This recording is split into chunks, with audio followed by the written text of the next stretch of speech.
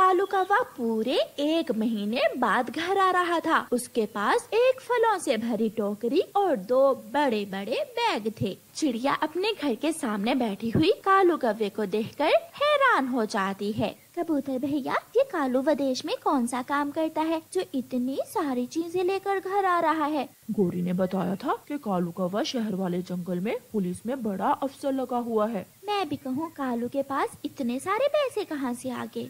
गोरी, गोरी कहाँ हो? मैं आ गया। मेरा सुंदर पति, मेरी बनारसी साड़ी लाए हो ना? हाँ हाँ, बनारसी साड़ी भी और सोने के झुमके भी सब लाया हूँ। लो, ये फल निकालो और ये मिठाई पड़ोसियों में बांट देना। मिठाई भी बांट आऊंगी और सबको बता भी आऊंगी कि मेरा कालू पुलिस में बड़ा अफसर है। 3 जंगलों का बड़ा अफसर हूँ मैं, सब मुझसे डरते हैं। कालू जी, आप बैठिए, मैं आपको खाना देती हूँ।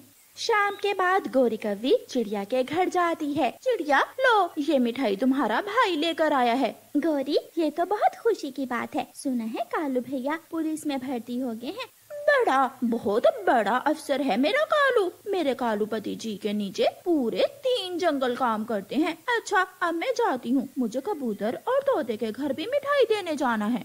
फिर गोरी कौवी कबूतर के घर जाती है। सब आवारा आवारा कहते थे मेरे कालू पति जी को। देख लो कबूतर, मेरा पति कालू जी पुलिस में बड़ा अफसर लग गया है। लो, ये मिठाई खाओ। गोरी, स्कूल में तो मेरे साथ ही पढ़ता था कालू, सबसे ज्यादा नालायक था, लेकिन पुलिस में कैसे भर्ती हो गया? मुझे विश्वास नहीं हो रहा। ये मिठाई खाओ और विश्वास कर लो, अगली बार मेरा कालू पति जी पुलिस की वर्दी पहन कर आएगा। पूरे जंगल के पक्षियों की आंखें खुल जाएंगी मेरे कालू पति जी को देखकर। रात को कालू कौवा गोरी कौवी के पास बैठा बड़ी बड़ी छो रहा था। उल्लू डाकू घने जंगल में छुप गया था। उसे पकड़ने के लिए दूर दूर से पुलिस आई, लेकिन सब हार मान गए। फिर मैं ऐसे ऐसे छलांगे लगाता हुआ घने जंगल में गया और कान से पकड़ कर ले आया उल्लू चोर को। बहादुर तो शुरू से ही है मेरा कालू जी। अच्छा कालू पति जी, अगली बार पुलिस की वर्दी पहन कर आना। मैं चाहती हूँ कि सबको पता चल जाए कि मेरा कालू पुलिस में बड़ा अफसर है। ना ना, अलाउ नहीं है पुलिस की वर्दी पहनकर घर जाना। जब पक्षी मिठाई खाएंगे तो विश्वास भी कर लेंगे कि मैं पुलिस में बड़ा अफसर हूँ। कालू कौवा वापिस चला जाता है और वापिस जाकर अपना काम शुरू करता है। काली ऐनक लगाकर, सामने छड़ी रखकर, कपड़ा बिछाकर कालू कौवा अपने काम पर बैठ जाता है। कालू कौवे को उसके काम में अच्छा मुनाफा हो रहा था। थोड़ी ही देर में कपड़े पर ढेर सारे सिक्के जमा हो जाते हैं। एक दिन रानो चिड़िया घबराई हुई गोरी कौवी के पास आती है। गोरी गोरी, बहुत बुरा हुआ, मेरे भाई को पुलिस ने पकड़ लिया है। तुम मेरे साथ चलो, हम कालू भाई से कहते हैं कि मेरे भाई की सिफारिश कर दे। चिंता ना करो चिड़िया, मेरा पति 3 जंगलों का अफसर है। वो तो मिनटों में तुम्हारे भाई को पुलिस से छुड़वा देगा। मैं फोन करती हूँ अभी कालू जी को। गोरी कालू का नंबर मिलाती है। हेलो गोरी, कैसी हो? सुनो सुनो चिड़िया, चुप करके सुनो। कालू जी कहाँ हो? मैं ड्यूटी पर हूँ। मेरा कालू जी कितना बड़ा अफसर है? बहुत बहुत बड़ा अफसर है गोरी तुम्हारा कालू। देखा देखा चिड़िया, कालू पति जी क्या खाते हो? मैं बड़े बड़े होटलों में खाना खाता हूँ। कालू जी रहते कहाँ हो? मैं बड़े से घर में रहता हूँ। गौरी फोन काट देती है। अपने कानों से सुन लिया मेरा कालू जी कितना बड़ा अफसर है। गौरी जल्दी चलो मेरे साथ, माँ ने कहा है जल्दी आओ। फिर गौरी कौवी चिड़िया के साथ जाती है। रास्ते में कबूतर भी उनके साथ आ जाता है। वो सब उड़ते उड़ते दूसरे जंगल पहुंच जाते हैं। गौरी, तुम कालू को फोन करो, ऐसे तो उसे ढूंढना बहुत मुश्किल होगा। ना ना, मैं तो सरप्राइज ही दूंगी अपने कालू पति जी को। गौरी चिड़िया और कबूतर को साथ लेकर उड़ती है। वो कभी यहाँ तो कभी वहाँ सारे शहर वाले जंगल में घूमते हैं। और फिर चिड़िया को एक पेड़ के नीचे कोई दिखाई देता है। गौरी और कबूतर, वो सामने पेड़ के नीचे कौन बैठा हुआ है? मुझे तो ये कोई देखा देखा पक्षी लग रहा है। चिड़िया, बात तो ठीक है तुम्हारी, मुझे भी वो कोई जाना पहचाना पक्षी ही लग रहा है। चलो पास जाकर देखते हैं। फिर चिड़िया, कबूतर और गोरी कौवी उस कौवे पक्षी के पास जाते हैं और सबकी हैरानी से चीख निकल जाती है।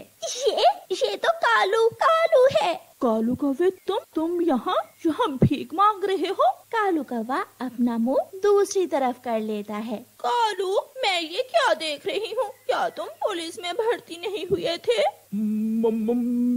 मैं यही कारोबार करता हूँ। इस जंगल में मुनाफा अच्छा हो जाता है। कालू, अगर मुझे पहले बताया होता तो मैं कभी भी चिड़िया और कबूतर को साथ लेकर ना आती। तुम सबसे झूठ बोलते हो और मुझसे भी। उठो, चलो घर चलो मेरे साथ, हमें नहीं ये काम करना। कौवे भैया, शर्म करो, आपके कौन सा पंख टूटे हुए हैं जो यहाँ भीख मांग रहे हो? फिर कालू कौवा अपना चश्मा उतार देता है। अगर 2-4 महीने और लग जाते तो मैं जंगल का सबसे अमीर पक्षी बन जाता। कालू के बच्चे, तुझे तो मैं घर जाकर देखूंगी। फिर गौरी कौवी नाराज होकर वहाँ से चली जाती है और कालू कौवा गोरी के पीछे भाग जाता है। चिड़िया और कबूतर एक दूसरे का मुंह देखते रह जाते हैं। कबूतर भैया, ये कालू कभी नहीं सुधरेगा, चोरियाँ छोड़ी तो भिखारी बन। जंगल में बरसात का मौसम शुरू होने वाला था, इसलिए सभी पक्षी बरसात के मौसम को लेकर बहुत चिंतित थे। चिड़िया तोते के पास आती है। तोते भैया, बरसात का मौसम शुरू हो गया है, ना जाने कब बारिश शुरू हो जाए। चलो हम जंगल से मजबूत लकड़ियाँ लाकर अपने अपने घरों को मरम्मत कर लेते हैं। चिड़िया बहन, मैं कल जंगल गया था। जंगल में सूखी लकड़ियाँ नहीं है। थोड़ी दूर एक कौवा और एक कौवी सूखी लकड़ियाँ बेच रहे हैं। हम उन कौवों से ही सूखी लकड़ियाँ खरीदकर अपना अपना घर मरम्मत कर लेते हैं। दोनों वहाँ बैठे हुए थे कि कबूतर अपने सर पर लकड़ियाँ उठाए वहाँ आ जाता है। चिड़िया और तोते, जाओ, जल्दी जाओ और कौवे से सूखी लकड़ियाँ खरीद लो। मैं भी कौवे से ही सूखी लकड़ियाँ लेकर आया हूँ। कबूतर की बात सुनकर चिड़िया भी मान जाती है। फिर तोता और चिड़िया कौवों के पास सूखी लकड़ियाँ खरीदने चले जाते हैं। कालू, गंदी आंखों वाले कबूतर को तो मैंने एक भी लकड़ी काम की नहीं दी। सब लकड़ियाँ कीड़ा लगी और खराब दी हैं। गोरी, पहली ही बारिश में कबूतर का घर टूट जाएगा और वो फिर से आएगा और फिर से हमारी खराब लकड़ियाँ खरीद कर ले जाएगा। चिड़िया और तोता भी वहाँ पहुँच जाते हैं। कौवी और कौवे, हमें कबूतर ने बताया कि आप सूखी लकड़ियाँ बेच रहे हैं, हम भी सूखी लकड़ियाँ लेने आए हैं। ये सुनकर कौवी कौवे की तरफ देखती है और खुश हो जाती है। बहुत अच्छा किया, आज के जमाने में कौन मेहनत से जंगल से लकड़ियाँ काटता है। हम है ना, तुम दोनों भी हमसे ही लकड़ियाँ खरीद कर ले जाओ। बहुत मजबूत और पक्की लकड़ियाँ हैं हमारी। ये वाली 2 गठरियाँ बहुत मजबूत हैं। गोरी, इन दोनों को इनमें से ही लकड़ियाँ दे दो। क्या ही याद करेंगे ये दोनों। फिर गोरी कौवी चिड़िया और तोते को भी खराब और कीड़ा लगी लकड़ियाँ दे देती है। चिड़िया अपना घर मरम्मत कर लेती है। तोता भी अपना काम मुकम्मल कर लेता है। कबूतर ने तो पहले ही अपने घर का काम मुकम्मल कर लिया था। फिर दूसरे दिन ही जंगल में तेज बारिश शुरू हो जाती है। कालू, बरसात तो शुरू हो गई, अब देखो उन पक्षियों के घर कब टूटते हैं। गोरी ने अभी इतना ही कहा था कि सबसे पहले कबूतर का घर धड़म से टूटकर नीचे गिर जाता है। गोरी, आवाज सुनी है? लगता है किसी एक का घर तो टूट गया। अब वो दोबारा हमसे सूखी लकड़ियाँ खरीदने आएगा। इस बारिश के मौसम में सारा बेकार माल बिक जाएगा और अब तो मैं दाम भी बढ़ा दूंगी। उन दुष्ट कौवों ने मुझे खराब लकड़ियाँ दे दी, मेरा घर टूट गया। अब मैं कहाँ जाऊँगा ऐसी बारिश में? कबूतर चिड़िया के पास जाता है, मगर चिड़िया तो पहले ही अपने टूटे हुए घर पर बैठी रो रही थी। मैंने कहा था कबूतर भैया, मैंने तोते से कहा भी था कि हम जंगल से सूखी लकड़ियाँ ले आते हैं। उन कौवों की खराब लकड़ियाँ तो पहली ही बारिश में टूट गई। अभी बरसात का सारा मौसम बाकी है।